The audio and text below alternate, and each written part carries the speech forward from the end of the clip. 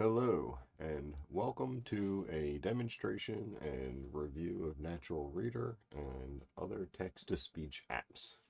This is presented by me, James O'Connor, for Rutgers 516, Learning, Inclusion, and Student Engagement in Libraries. So, what is text-to-speech technology? Well, TTS software is software that converts digital text, or it could be a photograph of text, which is then digitized into spoken word for someone to listen to. Pretty straightforward. In my bibliography, I'll include a link to just what I thought was an interesting history of the development of this technology. So if you enjoy kind of short articles with technical diagrams and lots of synthesizers, then this is the article for you. So what kind of students could benefit from TTS in your school library or other classrooms? As we'll see, it's largely viewed as being what's called a compensatory tool. So those with dyslexia, visual impairments, partial, full blindness, ADHD, any other types of like learning or reading difficulties, but also those who just want to multitask or reinforce learning or sort of otherwise engage with text through both visual and auditory cues. So this is often sort of coined multimodal learning, and for most students that see increased gains in learning and kind of increased self-efficacy, this is really key that you're seeing it and you're hearing this text at the same time, and that's for most learners that's really where like the largest learning gains seem to be, but that's different across different learning groups as well as for individual learners as well. So, what does the research say on TTS in the classroom? For this, I chose to focus on an in-depth literature review by Raful and Yaber from the Canadian Journal of Learning and Technology. And they found four main themes arising from the kind of current review of research here. So the TTS is again being used as a sort of compensatory tool, and that for these learners that need not need this, but would seriously benefit from this because of their sort of like what quote non-traditional learning abilities, which largely a lot of us kind of fall into. Um, and for these types of learners, they see noted improvements for reading and writing comprehension, as well as increased student motivation and self-efficacy as a result of these improvements. And not surprisingly, there's a need for further research as well as further training on TTS for both students and educators alike, because this is a powerful tool, like a lot of things now being greatly enhanced by AI technology, rather than that sort of old robotic speech that you might be used to from the early 2000s, even later. AI has really increased the sort of just natural list of all of this. And we'll kind of see that in the natural reader. I'll go through a couple different types of voices that you could use. And so for more on that, check out the article I'll include in the bibliography as well. And so just a quick look at different types that are out there. I'm not going to go over everything in this slide. Feel free to pause it and go over. There's certainly more out there, but these are commonly used ones that have some type of free or educational pricing, or often in the case of Read Speaker, for instance, that could be integrated into like a learning management system, so that could be used with Canvas or Blackboard, like integrated in that fashion, rather than just kind of on like the per student level, but on like a simple like iPad or like any type of tablet device or computer. You could do something like the Google Text to Speech, Natural Reader, um, Balaka. Is a really highly kind of regarded as one of the most functional free ones out there. So definitely take a closer look at these. And I'm just going to include links to those again in the bibliography as well. And so now just a demonstration of Natural Reader and what it can do. This is a tool that has been really powerful for me. I first started using this for my information behavior class, and the amount of reading that was required for that, and this has been a big help. So I'm going to show you what I have for this is, and I full disclosure, I'm on the Plus plan, and I usually use this on the iPad myself, but I'm going to demo this on the PC. So thanks. So, okay, so here we are at the Natural Reader homepage. As we can see, this is uses artificial intelligence to turn text into speech, and they have a variety of licenses: personal, commercial, more, which includes an educational license.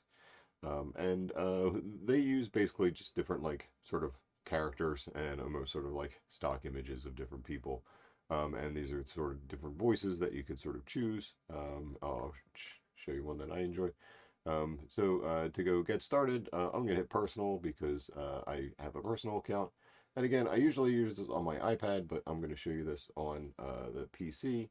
Um, this immediately sort of drops you into a little instructional on how to do this. You can either drag and drop files in, you can type or paste right into here. So really powerful thing for a student to be able to type in and hear their own work back. A lot of educators that employ this have found that increases sort of a sense of authorship for young learners and readers and writers when they are able to hear their own work back. Sort of adds like a certain sense of authority to it. I know that it was cool for me when as a younger person kind of playing around with this technology when it was developing and hearing the computer kind of say the things that you typed in back. But it's also a really great way.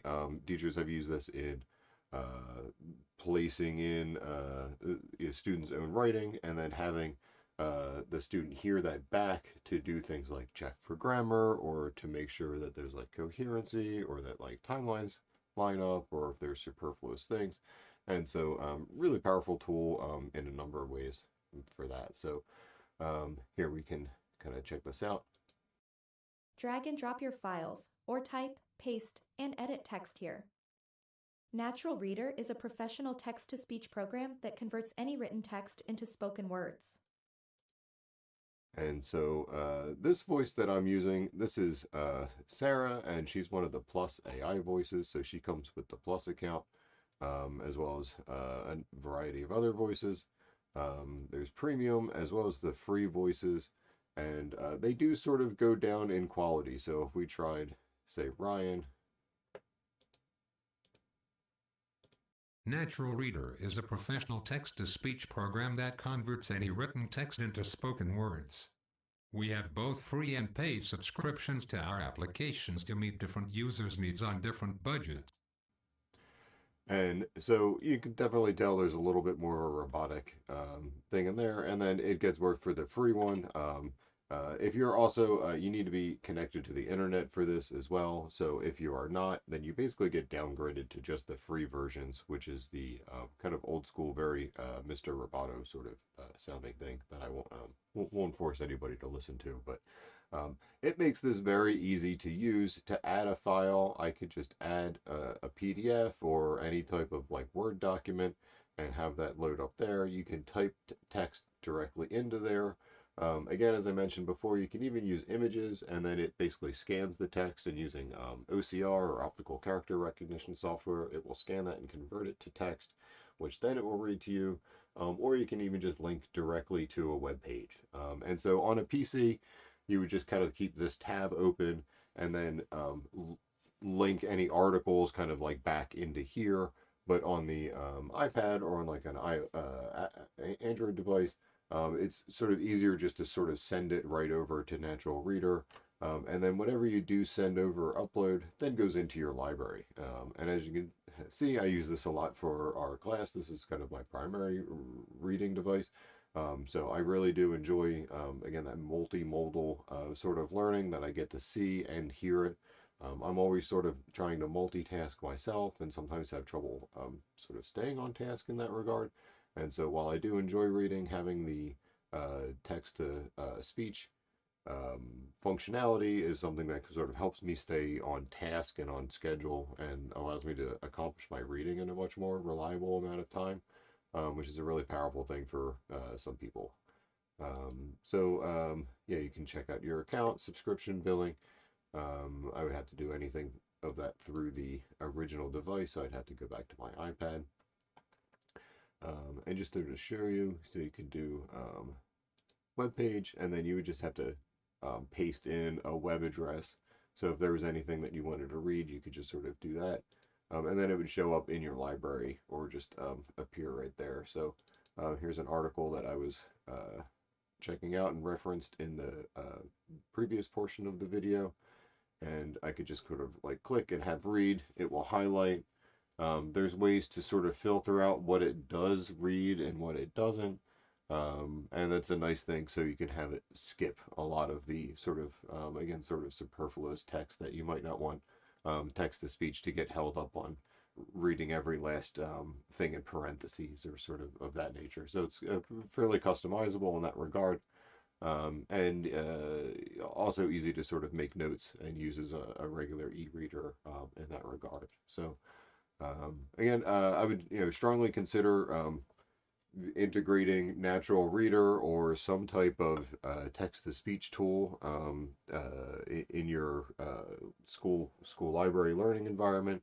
Not only does it get those students that sort of may need the additional help with these sorts of learning tools, but it's something that lots of different learners of varying types could benefit from just sort of having available. Not that everybody would use it, but it is certainly a nice option to have. So thanks, and looking forward to everyone else's presentations throughout the semester. Have a good day. Bye.